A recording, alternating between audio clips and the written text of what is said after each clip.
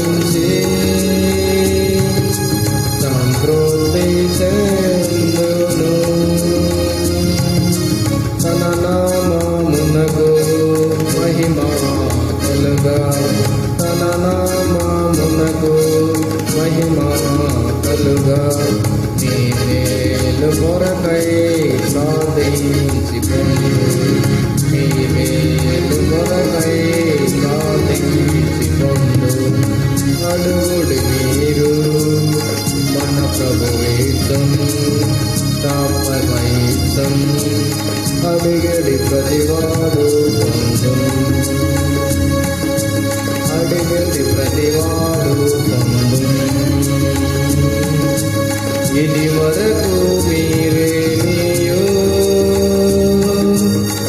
అడుగకుండిరి ఇది వరకు మీరేమియో అడుగకుండిరి మీరానంద భరితులగునట్లు మీరానంద భరితులగునట్లు మీ మేలు కొరకై ప్రార్థించుకొందు మీ మేలు కొరకై ప్రార్థించుకొందు అడుగుడి మీరు మన ప్రభువిచ్చున్ తప్పక ఇచ్చున్ అడిగడి ప్రతివాడు పొందును అడిగడి ప్రతివాడు పొందును దేవునికేదైనాను చేయనా సాధ్యమా దేవునికేదైనాను చేయనా సాధ్యమా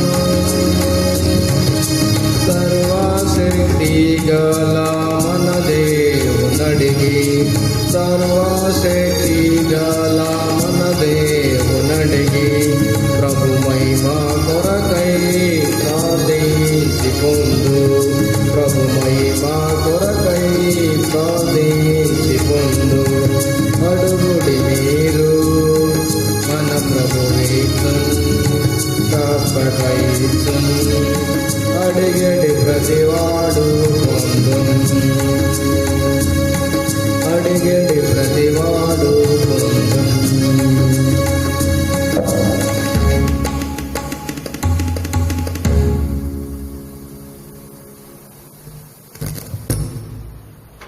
ప్రార్థన కొరకై మత్తయి సువార్త 6వ అధ్యాయము 16వ వచనాన్ని మనము కలిసి చదువుకుందామండి. ప్రార్థన కొరకై మత్తయి సువార్త 6వ అధ్యాయము 16వ వచనాన్ని మనమందరము కలిసి చదువుకుందాం. పేజీ నెంబరు 7వ పేజీ నూతన నిబంధన గ్రంథంలో ఉంటుంది.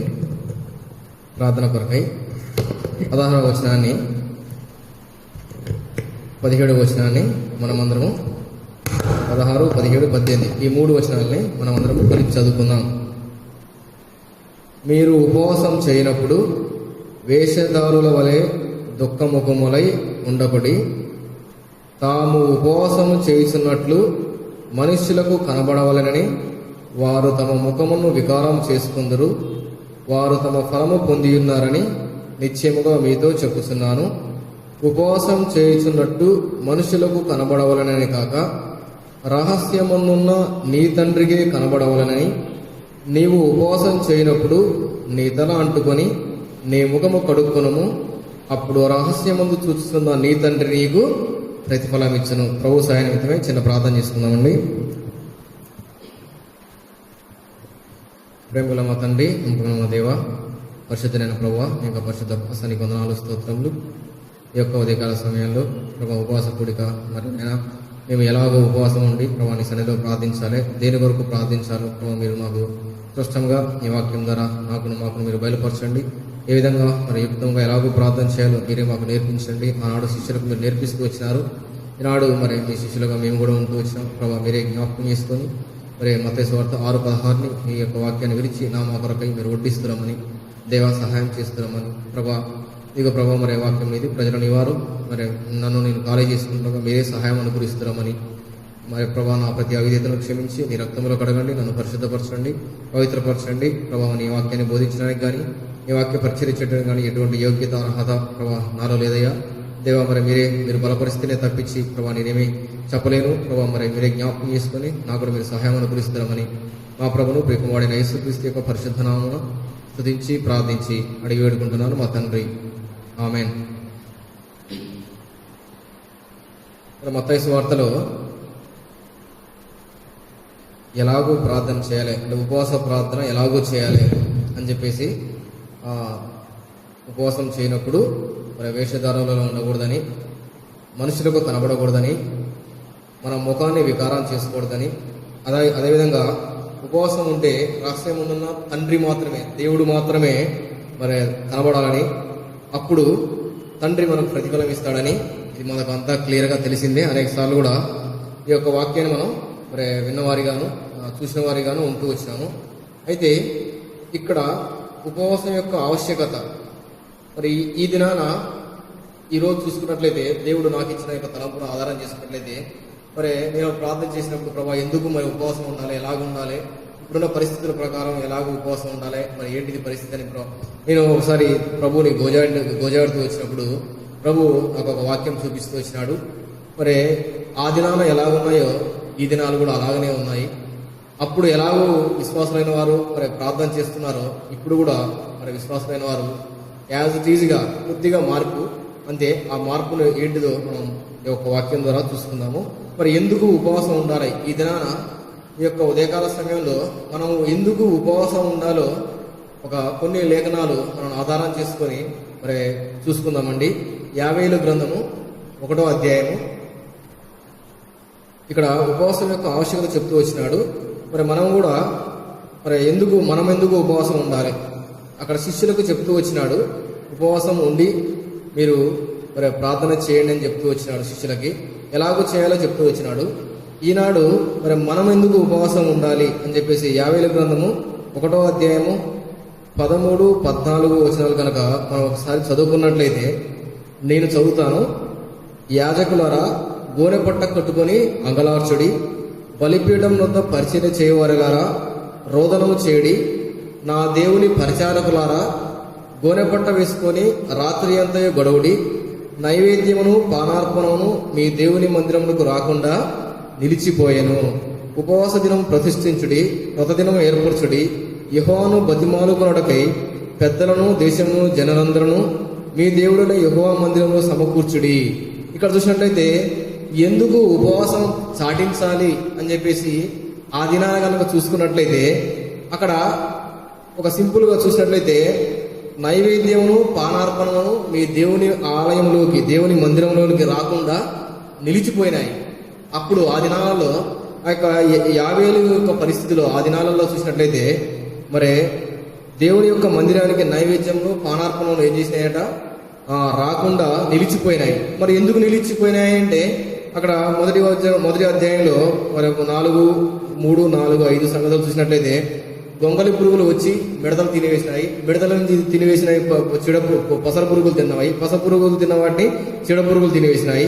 అంటే అక్కడ కూడా ఆ దినాలు కూడా కొన్ని క్రిములు, కొన్ని ఆ యొక్క పురుగులు వచ్చేసి ఏం చేసినాయంటే పంటని, ద్రాక్ష పంటను తిన్నాయి, గోధుమ పంటను తిన్నాయి, అంజూరపు చెట్లు తిన్నాయి. చూసినట్లయితే భూమి మీద పచ్చదైన ప్రతి పైరును కూడా అక్కడ ఏం చేస్తున్నాయంటే తిని అక్కడ కరువు కాటకము ఏర్పడుతూ వచ్చింది. తెగులు అంటే ఆ దినాన ఆ యొక్క క్రిమి కీటకాల వల్ల వచ్చిన ఆ యొక్క తెగులు వల్ల ఆ యొక్క దేవునికి ఏదైతే నైవేద్యం అర్పించాలో, పానార్పంగా చేయాలో అది దేవుని మందిరం రాకుండా నిలిచిపోయింది. దానికి కారణం ఏంటంటే కరువు.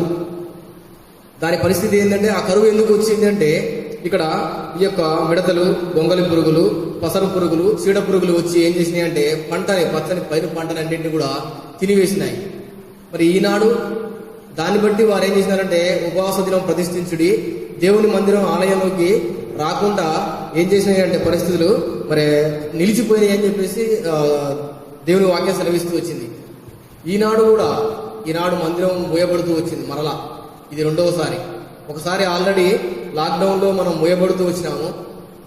ఆ తర్వాత చూసినట్లయితే ఇప్పుడున్న పరిస్థితి చూసినట్లయితే మరలా కూడా ఈ యొక్క COVID-19 ఈ కరోనా అనే ఒక వైరస్ ద్వారా ఈనాడు పరిస్థితి ఏం చేస్తూ వచ్చిందంటే దేవుని యొక్క మందిరంలోకి మరి బలి అర్పించేది లేదు, దేవుని మందిరంలో స్తుతి చెల్లించేది లేదు, దేవుని మందిరంలో ఆరాధించేది లేదు, దేవుని మందిరంలో ప్రార్థన చేసేది లేదు, దేవుని మందిరంలోకి వచ్చేసి మరి ఏ అర్పణ కూడా అర్పించలేని పరిస్థితులు ఈనాడు కూడా ఉంటూ వచ్చినాయి. ఆనాడు ఎలాగున్నాయో ఈనాడు కూడా ఈ యొక్క వైరస్ వల్ల మందిరాలు మూతపడుతూ వచ్చినాయి, పానార్పణం నిలిచివేయబడుతూ వచ్చింది.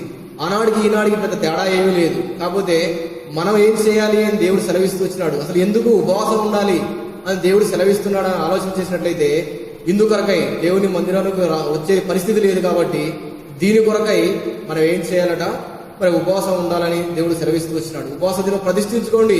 ప్రతి వారు కూడా మీ ఇళ్లలో ఉండి ఏం చేయండి అంటే మనకి ఈ దేవుడు ఒక చక్కటి సమయాన్ని ఇచ్చినాడు. ఎలాగంటే యూట్యూబ్ ద్వారా ఇంట్లో ఉండి ఉపవాసం ఉండి ప్రార్థన చేసే అవకాశం కూడా ఇస్తూ వచ్చినాడు. ఇది కూడా ఒక మరి నిలిచిపోయిద్దేమో, ఒకనొక పరిస్థితిలో ఇది కూడా ముయబడే పరిస్థితులు వస్తాయేమేమో భయమైతూ వచ్చిన పరిస్థితులు ఉంటూ వచ్చినాయి. ఈనాడు ఈ వాక్యం చదివినప్పుడు నిజమే ప్రభువా, ఈనాడు దేవుని మందిరంలో స్థుతి లేదు, ఆరాధన లేదు, మరి దేవుని మందిరాలకు వచ్చి ఒప్పుకోలు చేసేది లేదు, ఉపవాసం ఉండేది లేదు. మరి ఎంతో భయంకరమైన పరిస్థితుల్లో గుండా విశ్వాసమైన వారు మనం వెళ్ళిపోతూ వచ్చినాం మందిరానికి. మరలా కూడా ఇదెంతో బాధాకరమైన విషయమే. నన్ను మాత్రము ఈ విషయంలో చూసినట్లయితే ఈ వాక్యం చదివినప్పుడు నిజమే మన యొక్క పరిస్థితి చూసినట్లయితే ఇంత బాధ, ఇంత వేదన, దేవుని మందిరం మళ్ళీ మరలా నిలిచిపోయినాయా, బాణార్పణలు నిలిచిపోయినాయా, మరలా కూడా చూసినట్లయితే బలి అర్పించడం ఆగిపోయిందా, దేవునికి స్థుతి చెల్లించడం ఆగిపోయింది కదా. దీన్ని బట్టి మనం ఏం చేయాలంటే ఉపవాస దినం చాటించి వ్రత దినం ఏర్పాటు చేయాలి. అందుకే మరి దేవుని మందిరంలో ఏముంటది అని చెప్పేసి అన్నప్పుడు, దేవుని మందిరానికి వచ్చినప్పుడు మరి ఏ పరిస్థితులు ఉంటాయి, అసలు మందిరం యొక్క ఆవశ్యకత ఎలాగుంటది అని చెప్పేసి ఒకసారి ఆలోచన చేసినట్లయితే దావీదు అనేక చక్కటి వచనాలు, అనేకమైన లేఖనాలు అసలు మందిరం గురించి చెప్పాలనుకుంటే కోకొల్లలు దేవుని యొక్క మందిరం గురించి వాక్యాలు ఉన్నాయి. అయితే కొన్ని మచ్చుకు కొన్ని చెప్తున్నట్లయితే దావీదు ఏమంటాడంటే, నేనైతే నీ కృపాతిశయమును బట్టి, అంటే నా భక్తి గాని నా శక్తి గాని నా యొక్క పరిస్థితి గాని లేదు కానీ నీ యొక్క కృపాతిశయాన్ని బట్టే నీ మందిరానికి వస్తున్నానయ్యా అని చెప్పేసి దావీదు అంటూ వచ్చినాడు. అందుకే నేను మరి మందిరంలో మరి ఆ యొక్క చూసినట్లయితే మరి ఏమంటాడంటే, నీ మందిరం యొక్క మేలుల చేత సమృద్ధి వలన ఈనాడు తృప్తిపరచబడుతున్నారు జనాలు. అలాగే చూసినట్లయితే దేవుని మందిరంలో నేను పచ్చని ఒలివ చెట్టు వలె నేను ఉంటున్నానయ్యా. ఈనాడు మనం ఫలిస్తున్నాము, ఫలవర్ధన జీవితం కలిగి ఉన్నామంటే దానికి ఒకటే కేంద్ర బిందువు ఏది అంటే అది మందిరమే. ఈ మందిరం ఇప్పుడు ఏం చేయబడుతూ వచ్చిందంటే మూయబడుతూ వచ్చింది. మరి దేవుని మందిరంలో సంతృప్తి ఉంది, దేవుని మందిరంలో పచ్చని ఒలివ చెట్టు వలె ఎదుగుదామని చెప్పేసి దేవుడి యొక్క వాక్యం సెలవిస్తూ వచ్చింది. ఇంకా చూసినట్లయితే దేవుని మందిరంలో మేలుల చేత ఈనాడు సంతృప్తి కలుగుతూ వచ్చింది. అదేవిధంగా ఆయన మందిరంలో నివసించే వారందరూ కూడా ధన్యులుగా చేస్తారు. ఈనాడు మరి ఎన్నో హాస్పిటల్ ఉన్నాయి కానీ ఏం చేయలేని పరిస్థితులు. మరి ధన్యత ఎక్కడ ఉంది అంటే ఎక్కడ లేదు. లోకంలో చూసినట్లయితే మరి అంతటా కూడా భయమైన పరిస్థితులు. ఎక్కడికి వెళ్దామన్నా, ఏది ముట్టుకుందామన్నా, ఏది తాగుదామన్నా ఈనాడు పరిస్థితి చూసినట్లయితే ఏది మంచి అనేది ఎక్కడ కనబడట్లేదు. మరి మనం ఒకప్పుడు మంచిగా ఉన్న పరిస్థితుల్లో ఉన్నప్పుడు మనం దేవుని ఆలయాన్ని ఏ విధంగా ప్రేమించినాం, దేవుని సన్నిధిని ఏ విధంగా ప్రేమించినాం, దేవుని ఇంటి పట్ల మనం ఎంత మరి జాగ్రత్త కలిగి ఉన్నాము అని చెప్పేసి మరి ఈనాడు ఉపవాసం నుండి ప్రతిష్ఠించుకోవాలని చెప్పేసి దేవుడు సెలవిస్తూ వచ్చినాడు. మందిరం యొక్క మేలుల చేత మనం అందరం తృప్తి పొందిన వారిగా ఉంటూ వచ్చినాము. ఇంకా చూసినట్లయితే మరి నా ప్రార్థనా మందిరంలో నేను వారిని ఆనందింపజేస్తానంటాడు. మరి ప్రార్థనా మందిరం, అందుకే ఈ మందిరము ప్రార్థనా మందిరం అనబడుతుందని రాయబడుతూ వచ్చింది. ఇటువంటి మందిరము ఈనాడు మోయబడుతూ వచ్చింది. ఈనాడు చూసినట్లయితే ఇదంతో మనకు మాత్రం బాధాకరమైన విషయమే. అందుకే ఆనాడు పరిస్థితులు కూడా మరి అలాగనే ఉంటూ వచ్చినాయి, ఈనాడు కూడా అలాగనే ఉంటూ వచ్చినాయి. అందుకే 2వ దినవృత్తాంత గ్రంథంలో 38వ అధ్యాయం చూసినట్లయితే, దినవృత్తాంత గ్రంథంలో 32వ దినవృత్తాంత గ్రంథంలో 38లో చూసినట్లయితే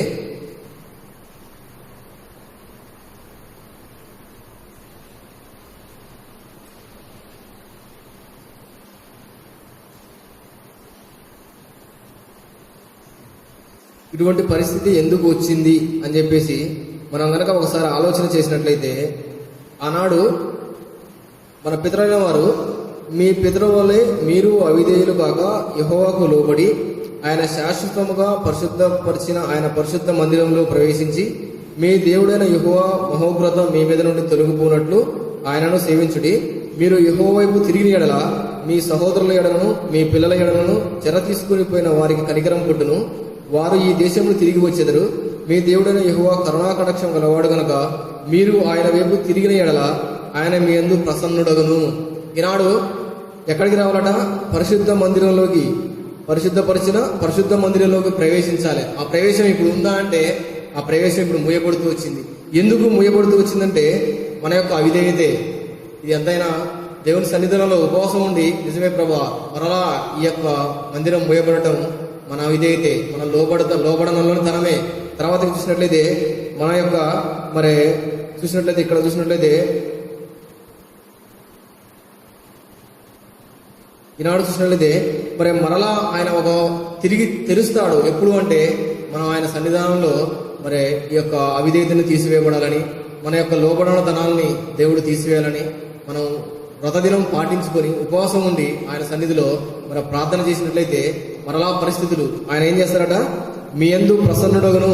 దేవుడు ప్రసన్నత మరలా మనం పొందుకోవాలి. మరలా మనం మందిరాలు ఓపెన్ చేసుకొని దేవుని మందిరంలో మరలా మనం ఆరాధనలు బలులు అర్పించాలి అంటే మనం ఏం చేయాలంటే మన అవిధేయతలన్నింటినీ కూడా ఆయన సన్నిధానంలో ఒప్పుకోవాలి. మరి ఇంకా చూసినట్లయితే హెజ్రా గ్రంథము 9:9 చూసినట్లయితే ఇక్కడ హెజ్రా కూడా ఏం చేస్తున్నాడంటే ఆనాడు ప్రవక్తల ద్వారాను అదేవిధంగా చూసినట్లయితే దాసుల ద్వారాను దేవుడు ఆజ్ఞలు ఇచ్చి మరి అయ్యా మీరు ఇట్లా ఉండండి అని చెప్పేసి అనేక ఆజ్ఞలు ఇస్తూ వచ్చినాడు. 9:9 నిజముగా మేము దాసులమైతిమి, అయితే మా దేవుడైన నీవు మా దాస్యంలో మమ్మల్ని విడవక పార్శిక దేశపు రాజులేతను మాకు దయను కనపరిచి మేము తెప్పరినట్లు మా దేవుని మందిరమును నిలిపి దాన్ని పాడైన స్థలము తిరిగి బాగు చేయుటకును యూదా దేశమందు యెరూషలేము పట్టణమందు మాకు ఒక ఆశ్రయం ఇచ్చినకును కృప చూపించితివి. ఇక్కడ చూసినట్లయితే నిజముగా మరి మనము దాస్యంలో ఉంటూ వచ్చినాము. పార్శిక దేశ రాజు యొక్క మాకు దయను కనపరిచి మా దేవుని మందిరమును నిలిపి దాన్ని పాడిన స్థలము తిరిగి బాగు చేయుటకును. ఈనాడు మూయబడిన ఈ స్థలమును మరలా తెరవబడాలంటే మనం ఏం చేయాలట, ఆయన సన్నిధానంలో మరి ఉపవాసం ఉండి ప్రార్థన చేయాలని దేవుడు కోరుకుంటూ వచ్చినాడు. అందుకే ఇంకా ఇదే హెజ్రా 10:1 కూడా హెజ్రా ఏమంటున్నాడంటే, హెజ్రా గారు మరి ఏడ్చుచు దేవుని మందిరం ఎదుట సాష్టాంగపడుచు ఆయన పాపాలను ఒప్పుకొనుచు ఏం చేస్తున్నాడంటే ప్రార్థన చేసిన వాడిగా ఉంటూ వచ్చినాడు. ఇదే 10వ అధ్యాయంలో చూసినట్లయితే దేవుని మందిరం ఎదుట సాష్టాంగపడుచు పాపమును ఒప్పుకొని ప్రార్థన చేసిన వాడిగా ఉంటూ వచ్చినాడు. ఈనాడు మరలా మన మందిరాలు తెరవబడాలి అంటే మనం మరలా ఒక పానార్పం అర్పించాలి అంటే ఈనాడు ఏం చేయాలట, మరి మన వ్రతదినం పాటించుకోవాలి. మరి ఇక్కడ చూసినట్లయితే అందుకే మీరు సజీవమైన రాళ్ల వల్ల నుండి ఆత్మ సంబంధమైన మందిరంగా మీరు ఏం చేస్తున్నారట, పేతురు రాసిన పత్రిక 2:5 మీరు సజీవమైన ఆత్మల ఉండి ఆత్మ సంబంధమైన మందిరంగా మీరు ఏం చేస్తూ వచ్చినారంటే కడుతూ వచ్చినారు. అంటే ఈనాడు మనం ఎక్కడెక్కడ ఉన్నప్పటికీ కూడా ఆత్మ సంబంధంగా మందిరంగా ఉంటూ వచ్చినాము. అందుకే మీ హృదయము దేవునికి ఆలయమైందని మీరు ఎరగరా, మీలో ఉన్నవాడు పరిశుద్ధాత్మకు దేవుడై ఉన్నాడని, మీరు మీ సొత్తు కాదు, ఇది దేవుని వల్ల కలిగిన వరమే అని చెప్పేసి దేవుడు అంటూ వచ్చినాడు. అంటే ఇది మనందరం మనం ఏర్పాటు చేసుకున్నది కాదు, దేవుడే మనల్ని ఏర్పాటు చేసుకు వచ్చినాడు. దేవుడే పరిశుద్ధాలయముగా. అందుకే ఇక్కడ చూసినట్లయితే ఇంకా కొరింథీ రాసిన పత్రికలో కూడా మీరు దేవుని ఆలయమై ఉన్నారని మీరు ఎరగరా అని చెప్పేసి దేవుడు అడుగుతూ వచ్చినాడు. అంతేకాకుండా మరి చూసినట్లయితే మీరు పరిశుద్ధ ఆత్మకు ఆలయం ఉందని మీరు ఎరగరా అంటూ వచ్చినాడు. ఈనాడు మరి మనమే దేవునికి పరిశుద్ధ ఆలయం అని చెప్పేసి దేవుడు సెలవిస్తూ వచ్చినాడు. మరి ఈ బలి, ఈ అర్పణ, ఈ నైవేద్యము మరి రావాలి అంటే ఏం చేయాలంట, మరి మనం ఏం చేయాలంటే ఉపవాస దినము మరి చాటించి మరి ఆయన సన్నిధిలో ప్రార్థించే వారిగా ఉండాలి. అందుకే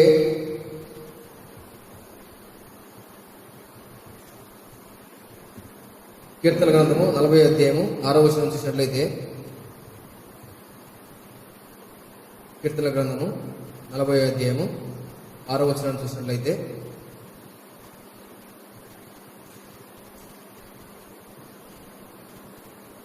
కీర్తన గ్రంథము 40వ అధ్యాయము 6వ వచనం చూసినట్లయితే, బలులను నైవేద్యములను నువ్వు కోరటలేదు, నీవు నాకు చెవులు నిర్మించినావు, దహన బలులను పాపపరిహార్థ బలులను నువ్వు తెమ్మలేదు, అప్పుడు పుస్తకం చుట్టూ నన్ను గురించి రాయబడిన ప్రకారం నేను వచ్చి ఉన్నాను. ఇక్కడ చూసినట్లయితే మరి ఆయన మన ఎడలో చేసిన మరి తలంపులు కానీ మరి చూసినట్లయితే ఆయన మన ఎడలో జరిగించిన ఆశ్చర్యక్రియలు చూసినట్లయితే ఎంతో లెక్కకు మించి ఉన్నవి. దేవుడు మనల్ని ఎలాగో విడిపించినాడని ఒకసారి ఆలోచన చేసినట్లయితే మరి ఆ యొక్క జగడగల దొంగ ఊబిలో నుంచి, నాశనమైన గుడ్డలో నుంచి ఈనాడు నిన్ను నన్ను ఏర్పాటు చేసుకుని క్రీస్తు అనే బండపైన నిలబెట్టినాడు. కాబట్టి ఈనాడు మరి ఆయనకు సాటి అయిన వాడు ఒక్కడు కూడా లేడని చెప్పి చెప్తూ వచ్చినాడు. అందుకే మరి దహన బలులు, పాప పరిహార బలులు ఇప్పుడు అవసరం లేదు, కానీ మనకి ఏం నిర్మించినాడ, చెవులను నిర్మించినాడట. అంటే ఈ వాక్యాన్ని విని వాక్యానుసారంగా మనం ఏం చేయాలట, ఆయన ఎదుట మరి ప్రార్థన చేయాల్సిన బాధ్యత మన పైన ఉంచుతూ వచ్చినాడు. అందుకే ఇదే కీర్తన 45:11 కూడా 45:11 కూడా మరి ఈ రాజు నీ ప్రభువు, అతడు నీ సౌందర్యాన్ని కోరుతూ వచ్చినాడు. అక్కడ ఉపవాస దినం ఎలా సాటించాలంటే అంతరంగిక హృదయంలో సౌందర్యం ఉండాలి. అందుకే కదా రహస్యమందు ఏం చూస్తాడు దేవుడు అంటే అంతరంగానే చూస్తాడు. అంతరంగంలో ఏముంటుంది అంటే మరి అనేక వచనాలు ఇంకా కొన్ని ముందుకెళ్తే అంతరంగంలో ఏమేమి ఉంటాయి, మరి వేషధారుల ప్రార్థన ఎలాగుంటది, అలాగే చూసినట్లయితే ఉపవాసం మనం ఎందుకు చేయాలి అని చెప్పేసి ఇంకా ముందు చూసుకుందాము. ఇప్పుడైతే దేవుని మందిరం కొరకై దేవుడి యొక్క ఆలయంలో బలులు అర్పించడానికి ఆగిపోయిన కారణం చేత మనం ఉపవాస దినాన్ని ఏం చేయాలంటే ప్రతిష్ఠించుకోవాలి అనే దేవుడు. అందుకే మన హృదయంని చూస్తూ వచ్చినాడు దేవుడు. అందుకే ఇక్కడ చూసినట్లయితే ఇంకా తురు కుమార్తె నైవేద్యం తీసుకుని వచ్చినట్లు జనంలో ఐశ్వర్యవంతులు నీ దైన వెతుకుతురు. అంతఃపురంలోని రాజకుమార్తె కేవలం మహిమాగలది. ఆమె వస్త్రము బంగారు పుట్టపని చేసి ఉన్నది. విచిత్రమైన పనిగల వస్త్రమును ధరించుకున్న రాజు నీతో ఆమెను తీసుకుని రాబడుతున్నదని ఇక్కడ చూసినట్లయితే నీ సోజమును నీ తండ్రి ఇంటి వారిని మరొము కుమారి ఆలోచించుము ఆలకించుము అని చెప్పేసి దేవుడికి మరి అతన్ని నమస్కరించాలి, దేవునికి నమస్కరించాలి అని చెప్పేసి ఇక్కడ వాక్యం సెలవిస్తూ వచ్చింది. అందుకే మరి నా ప్రార్థన ఎలాగుంటుందంటే 141:2లో 141:2లో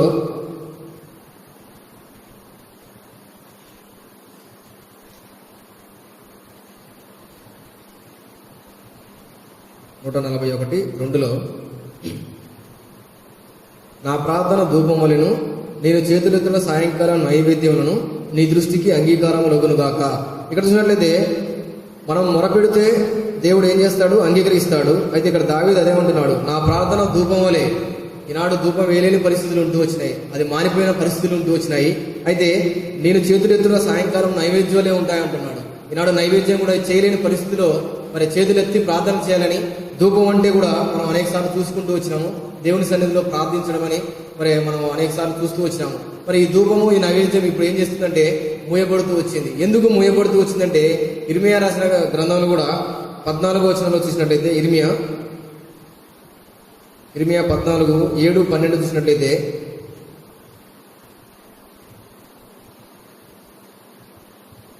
ఇర్మియా రాసిన గ్రంథము 14:7లో చూసినట్లయితే యెహోవా మా తిరుగుబాటులో అనేకములు నీకు విరోధముగా మేము పాపం చేసిదిమి, మా దోషములు మా మీద దోషారోపణ చేసినవి, నీ నామను బట్టి నీవే కార్యము జరిగించుము.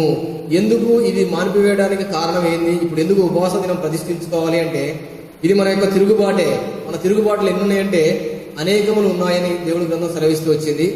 మరి నీకు విరోధముగా, అందుకే దావీదు అంటాడు కేవలం నీకు విరోధముగా నేను ఏం చేసినానట పాపం చేసినానయ్యా, నన్ను క్షమించని చెప్పేసి దావీదు కూడా ప్రార్థన చేస్తూ వచ్చినాడు. నీకు విరోధంగా మేము పాపం చేసినవి, మా దోషములు మా మీద దోషారోపణ చేస్తున్నాయి. ఈనాడు మన యొక్క దోషాలు ఏం చేస్తున్నాయంటే దోషారోపణ చేస్తున్నాయట. అందుకే నీ నామమును బట్టి నీవే కార్యం జరిగించుము. అందుకే ఇక 14:12లో కూడా చూసినట్లయితే వారు ఉపవాసం ఉన్నప్పుడు నేను వారి మొరను వినను అంటున్నాడు. ఇక్కడ 14:12లో కూడా ఇర్మియాలో వారు ఉపవాసం ఉన్నప్పుడు నేను వారి మొర వినను. ఎందుకు అంటే ఎందుకు వినడు ఉపవాసం ఉన్నప్పుడు అంటే వారి యొక్క దోషాలు, వారి యొక్క తిరుగుబాట్లు, వారి యొక్క అవిధేయత, వారి యొక్క దేవుడికి లోబడినతనము, ఇవన్నీ కారణం చేతనే దేవుడు ఏం చేస్తున్నాడంటే ఆ ఉపవాస ప్రార్థన నేను వినను అంటున్నాడు. ఇంకా చూసినట్లయితే నీ దహన బలిని నీ నైవేద్యాలను అర్పించినప్పుడు నేను వాటిని అంగీకరింపను. ఈనాడు అంగీకరింపేద్దామంటే మందిరాలు మోయబడుతూ వచ్చినాయి. మరి ఒకవేళ మనం దేవుడి మందిరం తెరిచి ఉన్నప్పుడు మన యొక్క పరిస్థితి చూసినట్లయితే అవిధేయత, దోషాలు, ఆరోపణలు, తిరుగుబాట్లు, అదేవిధంగా మరి చూసినట్లయితే పాపాలు ఇవన్నీ ఉంటూ వచ్చినాయి. ఇక్కడ చూసినట్లయితే దహన బలిను నైవేద్యాలు అర్పించినప్పుడు నేను వాటిని అంగీకరింపను అంటున్నాడు. మరి అంగీకరింపబడాలి అంటే ఈనాడు ఏం చేయాలంటే ఉపవాస దినాన్ని ఏం చేయాలి, మరలా మనం ప్రతిష్ఠించుకోవాలి. ఆయన అంగీకరించే దేవుడుగా ఉన్నాడు. అయితే మనం ఏం చేయాలంటే మరి ఆ యొక్క మందిరాలు మరలా తెరవబడడం కొరకై, మరలా పరిస్థితులన్నీ చక్కపరచడం కొరకై మనం ఏం చేయాలంటే ఉపవాస దినాన్ని మరి ఆచరించాలి, ప్రతిష్ఠించుకోవాలి. ఉపవాస దినాన్ని మరి ఆవశ్యకత దేవుడు మనం సెలవిస్తూ వచ్చినాడు. మరలా చూసుకుందామండి. మత్తయి సువార్త 6:16లో ఇది మొట్టమొదటి సంగతి. ఉపవాసం మరి ఎందుకు ఈనాడు ఉపవాస దినం ప్రతిష్ఠించాలి అంటే మరి ఎందుకు ఉపవాసం ఉండాలి అంటే మందిరం యొక్క పరిస్థితిని బట్టి మనం ఈనాడు ఏం చేయాలంట ఉపవాసం ఉండాలి. మరి ఇక చూసుకున్నట్లయితే మళ్ళీ 6:16లో చూసినట్లయితే మీరు ఉపవాసం చేయనప్పుడు వేషధార వల్లే దుఃఖముఖులై తాము ఉపవాసం చేయనట్టు మనుషులు కనబడాలని వారు తమ ముఖమును చిన్నపరుచుకుంటున్నారు. మరి ఎలాగో ఉపవాసం చేయాలి. ఈనాడు చూసినట్లయితే మరి ఎలాగో ఉపవాసం ఉండి చేయాలి. ఉపవాసం యొక్క ఆవశ్యకత ఎలాగుంది, ఉపవాసం ఎందుకు ఉండాలో చెప్తున్నాడు.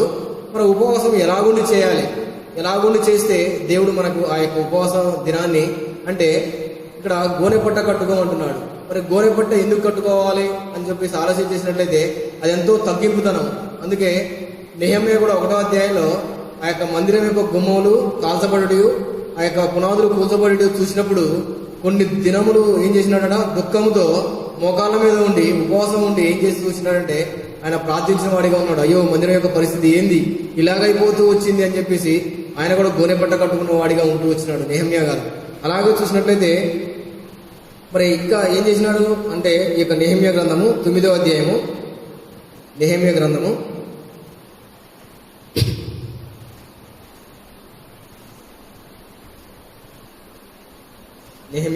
9వ అధ్యాయము ఆ యొక్క 1వ వచనంలో చూసినట్లయితే,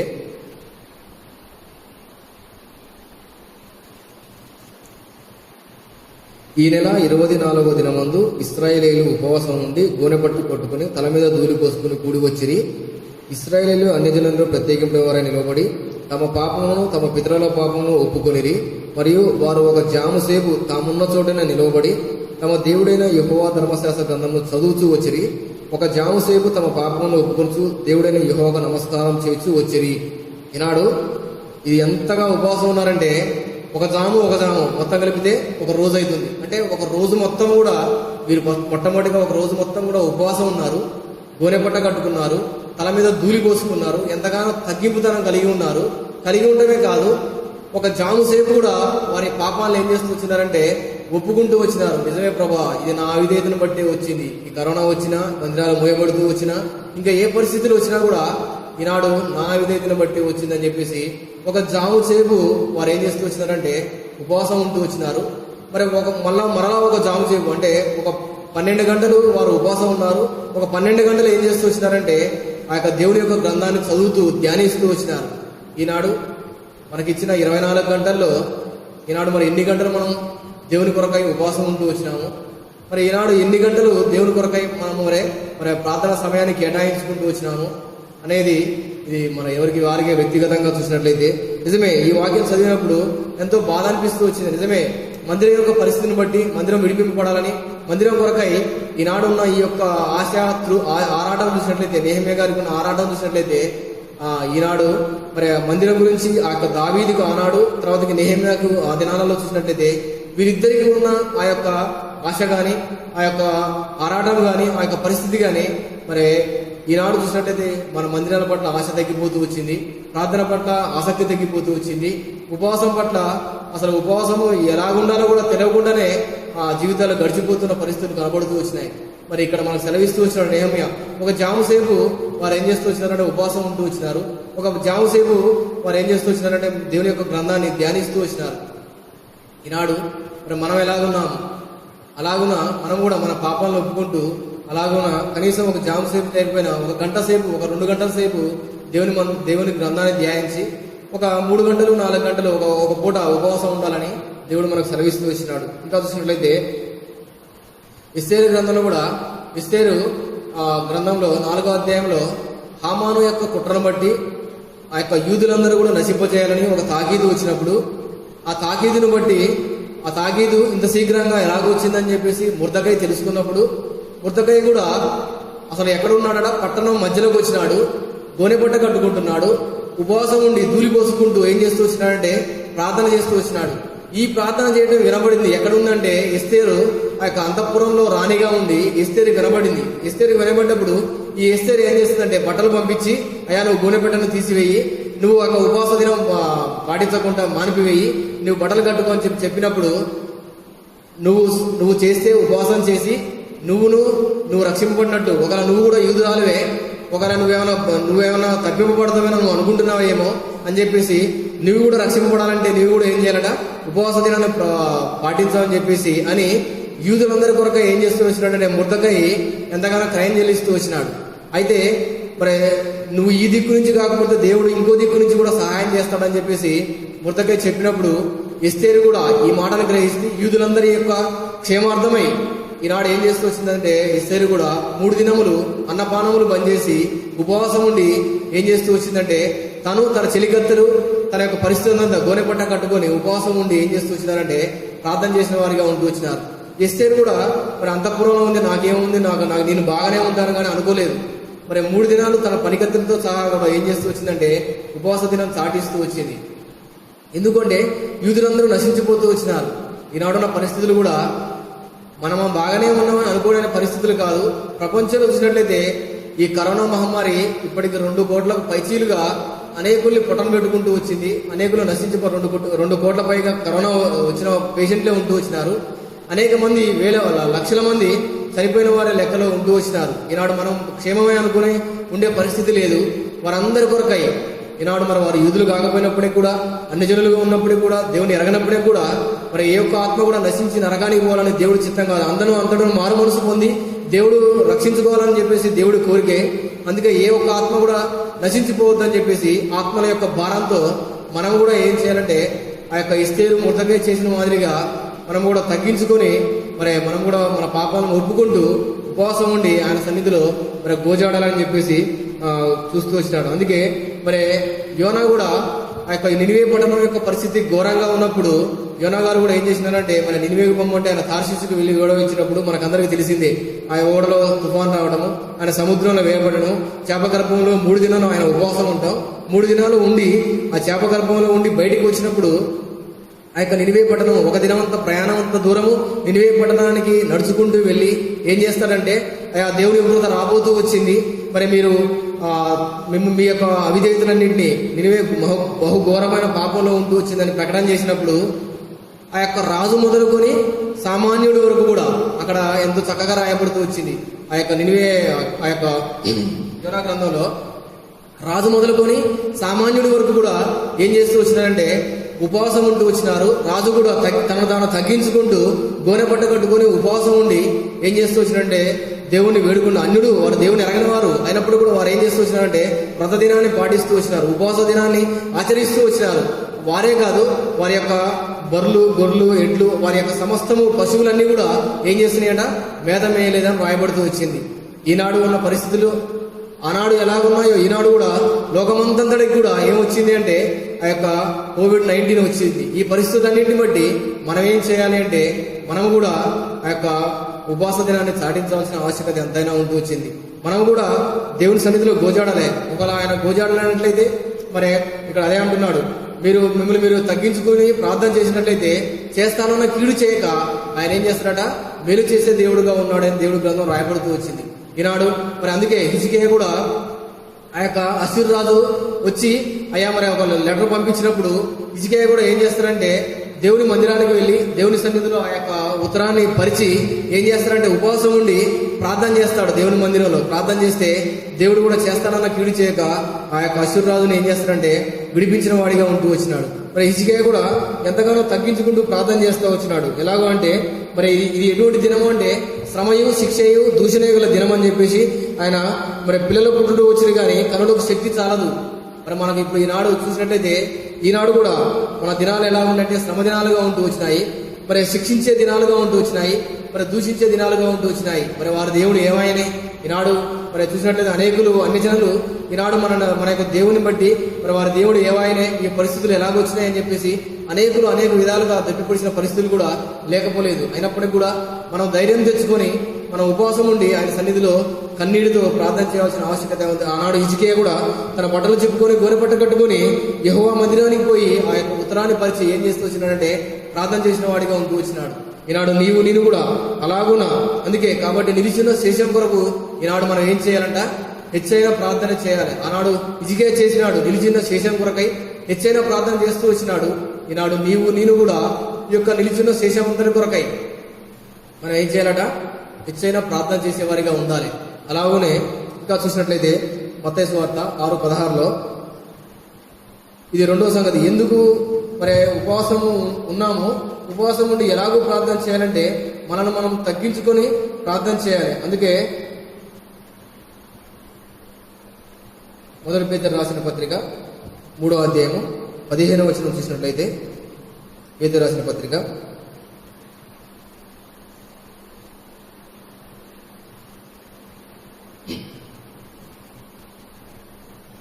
1 పేతురు 3:15 1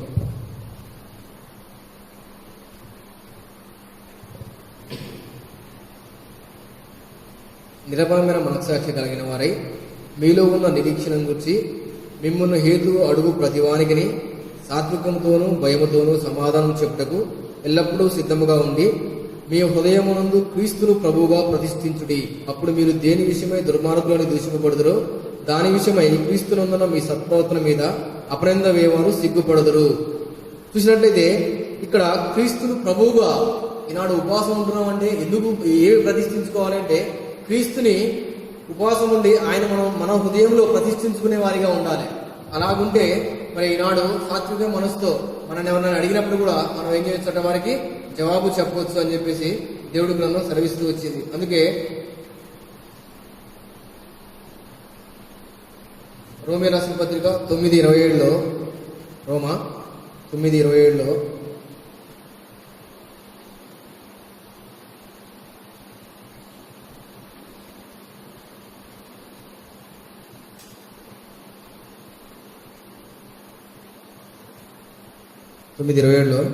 మరియు ప్రభువు తన మాట సమాప్తం చేసి క్లుప్తపరిచి భూలోకమందు దాన్ని నెరవేర్చిన కనుక ఇశ్రాయేలీయుల కుమారుల సంఖ్య సముద్రపు ఇసుక వలె ఉండినను శేషమే రక్షింపబడినని యెషయాయు ఇశ్రాయేలీయుల గురించి బిగ్గరగా పలుకుతున్నాడు. ఈనాడు కుమారుల సంఖ్య సముద్రపు ఇసుక వలె ఉండను కూడా ఏమవుతుందట? శేషమే రక్షింపబడుతుంది. ఈనాడు ఎవరు ప్రార్థన చేస్తారో, ఎవరు దేవుని సన్నిధిలో ప్రార్థిస్తారో ఈ శేషం కొరకై ఆ శేషం ఏం చేస్తుందట? రక్షింపబడుతుందని చెప్పేసి దేవుని గ్రంథం సెలవిస్తూ వచ్చింది. ఇది రెండవ సంగతి. మరి ఎలాగో ఉపవాసం ఉండాలంటే ఉపవాసం నువ్వు ఇక్కడ చెప్పినట్లయితే శిష్యులకు ఒక రకంగా చెప్తూ వచ్చినాడు. శిష్యులకు ఏం చెప్తూ వచ్చినాడంటే నువ్వు ఉపవాసం ఉన్నప్పుడు నువ్వు తల అంటుకొని చూద్దాం. మత్తయి సువార్త 6:6 ఉంటుంది.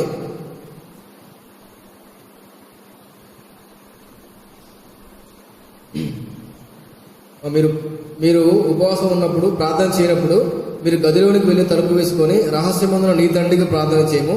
అప్పుడు రహస్యమందు చూస్తున్న నీ తండ్రి నీకు ప్రతిఫలం ఇచ్చును. మరియు మీరు ప్రార్థన చేయడం అన్యజనుల వ్యర్థమైన మాటలు వెచ్చిపోవద్దు. విస్తరించి మాట్లాడడం వల్ల తమ మనవి వినబడనని వారు తలంచుతున్నారు. మీరు వారి వలె ఉండకడి. మీరు మీ తండ్రిని అడగమునిపి మీకు అక్కరగా ఉన్నవి ఆయనకు తెలియదు. కాబట్టి మీరు ఇలాగూ ప్రార్థన చేయండి. లోకముందున మా తండ్రి, నీ నామము పరిశుద్ధపరచును గాక, నీ రాజ్యం వచ్చిన గాక, నీ చిత్తము పరలోకముందు నెరవేరినట్లు భూమి అందును కూడా నెరవేరును గాక. మా అనుదినాహారం మాకు దయచేసి మరి మా రుణస్తులు మేము క్షమించిన ప్రకారము మా రుణములను కూడా మీరు క్షమించాలని చెప్పేసి మమ్మల్ని శోధనలోనికి తప్పించబడి శోధనలోనికి తేక దుష్టు నుండి మమ్మల్ని తప్పించాలని చెప్పేసి ఇలాగూ మీరు ప్రార్థన చేయాలని చెప్తూ వచ్చినాడు. చెప్తూ మీరు ఉపవాసం ఉన్నప్పుడు వేషధారంలోనే ఉండొద్దు అని చెప్తూ వచ్చినాడు. మరి వేషధారుల యొక్క పరిస్థితి ఏంటంటే లోకాసువార్తలో క్లియర్ గా ఉంటూ వచ్చింది. వేషధారుల యొక్క పరిస్థితి చూసినట్లయితే ఎవరు వేషధారులు అంటే లోకాసువార్తలో మనకు అనేక 9వ అధ్యాయంలో చూసినట్లయితే అయ్యో కురోజన, అయ్యో బెచ్చద, మీ మధ్య చేపడిన అద్భుతములు సీదోను పట్టణంలో చేపడిన ఆ పట్టణంలో పూర్వగతి కంటే మరి గోనె పట్ట కట్టుకుని బూడిద వేసుకుని కూర్చుండి మాన మనసు పొంది ఎందురు. ఈనాడు చూసినట్లయితే మరి ఆ యొక్క పరిశీలన గురించి, శాస్త్రాల గురించి, మరి అదే విధంగా చూసినట్లయితే వారి యొక్క పరిస్థితి చెప్తూ వచ్చినాడు. పరిశీలన ఎలాగుంటారు అంటే వారు సమాజ మందిరంలో అగ్రపీఠంలో కోరుకుంటూ వచ్చినారు. వారి వేలుతో ఏం చేయాలట? చిటికెన వేలుతో చిన్న బరువైన మోయరు కానీ మోయ సఖ్యం కాని బరువులను వారి యొక్క ప్రజలపైన మోపుతారని చెప్పేసి రాయబడుతూ వచ్చింది. వారు సోపులోను, పుదీనాలను, జీలకర్రలోను 10 వంతులు ఇస్తారు కానీ కనికరమును, ప్రేమను మరిచి ఏం చేస్తారట? అది వేషధారణ. అంటే దేవుడు ఏదైతే చెప్తున్నాడో అది చేయకుండా, మరి ప్రేమించేది లేకుండా, కనికరించేది లేకుండా, మరి దేవుడి యొక్క వాక్యానుసారంగా జీవించకుండా వేషధారులుగా ప్రార్థన. అందుకే అనేక సార్లు వాళ్ళని వేషధారులారా మీరు సున్నం కొట్టిన సమాధులుగా అంటుంటున్నారు. బయట ఏముంటాయట? సమాధులకు ఏముంటాయంటే సున్నగా వైట్గా కోటింగ్ చేసి ఉంటాయి కానీ లోపల ఏముంటాయంటే కుళ్ళిపోయిన మాంసము, ఎముకలు అవి ఉంటాయని చెప్పి సెలవిస్తున్నాడు. అందుకే అంతరంగాన్ని దేవుడు కోరుకుంటూ వచ్చినాడు. అందుకే ఉపవాసం ఉన్నప్పుడు రహస్యమున్న మీ తండ్రి చూసినట్లుగా మీ అంతరంగాన్ని దేవుడు చూస్తాడు. ఎలాగో ఉండి మీరు ఉపవాసం చేసి ప్రార్థన చేస్తారో, ఎలాగో మీరు ప్రభువుని క్రీస్తుని మీలో ప్రతిష్ఠించుకున్నారో దేవుడు మిమ్మల్ని చూస్తాడని చెప్తా. అందుకే మీ హృదయం ఎలాగుంది అంటే అంతరంగా ఎలాగుంటుందంటే దోపుతోనూ అతిథేంద్రంతోనూ నిండి ఉందని. అంటే అనేకమైన చెత్తతో ఈ హృదయంలో అనేకమైన చెత్త పెట్టుకొని పైకి మాత్రమే వేషధారులు గల ఉపవాసం ఉండి ప్రార్థన చేస్తే అది దేవుడు ఆలకించడానికి దేవుడు సర్వీస్ వచ్చినాడు. నీ హృదయాన్ని ఏం చేయాలంటే శుద్ధీకరించుకోవాలి, కడుక్కోవాలి ప్రతి ఒక్క దేవుని యొక్క వాక్యం చేత. అందుకే దేవుని యొక్క వాక్యం అనే ఉదక స్నానం చేత ఈనాడు ఏం చేయాలట? మనం కడుక్కోవాలి, అంతరంగమును కడుక్కోవాలి. అందుకేగా పాత్రను ఏం చేస్తారట వాళ్ళు బయటే కడుగుతారు కానీ లోన కడగరాట. ఈనాడు చూసినట్లయితే లోన బయట రెండు చోట్ల దేవుడి వాక్యం చేత ఈనాడు ఏం చేయాలంటే మానవుడు కడగబడాలి అని చెప్పేసి దేవుడు వాక్యం సెలవిస్తూ వచ్చింది. మరి వేషధారాలు కూడా ఉండొద్దు అని చెప్పింది. వారు ఏం చేస్తారట, వారానికి 2 మార్లు ఉపవాసం ఉంటారు. తర్వాతకి ఆ యొక్క సుంకరి పరిచర్య ప్రార్థన కూడా మనం అనేక సార్లు చూస్తున్నాం. పరిచర్యుడు ఎలా ఉంటాడంటే, అయ్యా నేను వారానికి 2 మార్లు ఉపవాసం ఉంటాను, తర్వాతకి నేను దశభాగం చెల్లిస్తాను, నేను దేవుని మందిరానికి వెళ్లి ప్రార్థన చేస్తాను అని చెప్పేసి ఆ పరిచర్యుడు అంటాడు. అందుకే శాస్త్రుల నీతి కంటేను పరిచర్యల నీతి కంటేను మీ నీతి అధికంగా ఉండాలి. అంటే వారు వారానికి 2 సార్లు ఉపవాసం చేస్తే ఈనాడు విశ్వాసులైన వారు వారానికి 3 సార్లు చేయాలి. శాస్త్రుల నీతి ఏంది, వారానికి 2 సార్లు చేస్తారు. మరి పరిచర్యల నీతి వారు కూడా వారానికి 2 సార్లు ఉపవాసం చేస్తారు. వారి నీతి కంటే కూడా మీ నీతి అధికంగా ఉండాలంటే ఈనాడు మనం కూడా ఏం చేయాలట, ఈ ఉన్న పరిస్థితులన్నీ బట్టి వారానికి 3 దినాలు ఉపవాసం ఉండాలి. వారి నీతి కంటే మన నీతి అధికంగా ఉండాలి అంటే మనం ఏం చేయాలంటే ఉపవాసం ఉండాలని దేవుడు కోరుకుంటూ వచ్చినాడు. మరి ఈ విధంగా వేషధారంలో ప్రార్థన మనం చేయకూడదని దేవుడు కోరుకుంటూ వచ్చినాడు.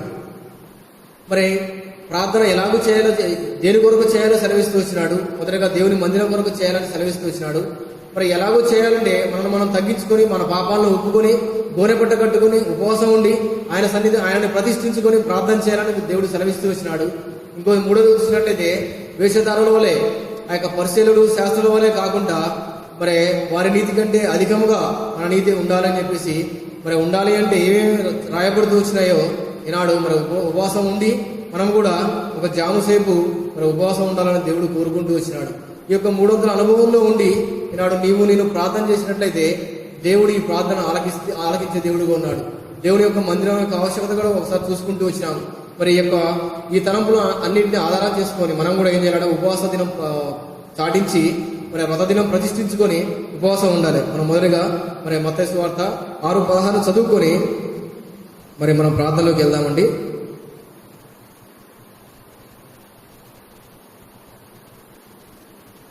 6:16 మీరు ఉపవాసం చేయనప్పుడు వేషధారుల దుఃఖముఖలై ఉన్నొకటి తాము ఉపవాసం చేస్తున్నట్టు మనుషులకు కనబడవలనని వారు తమ ముఖమును వికారం చేసుకుందరు. వారు తమ ఫలం పొంది ఉన్నారని నిశ్చయంగా మీతో చెప్పుతున్నాను. ఉపవాసం చేయనట్టు మనుషులకు కనబడవలనే కాక రహస్యముందున నీ తండ్రికి కనబడవలని నీవు ఉపవాసం చేయనప్పుడు నీ తల అంటుకొని ముఖం కడుక్కనము, అప్పుడు రహస్యముందున చూస్తున్న తండ్రి నీకు ప్రతిఫలం ఇస్తాడు. ఆయన ఖచ్చితంగా ప్రతిఫలం ఇచ్చే దేవుడుగా ఉన్నాడు. రహస్యమందు అందుకే కదా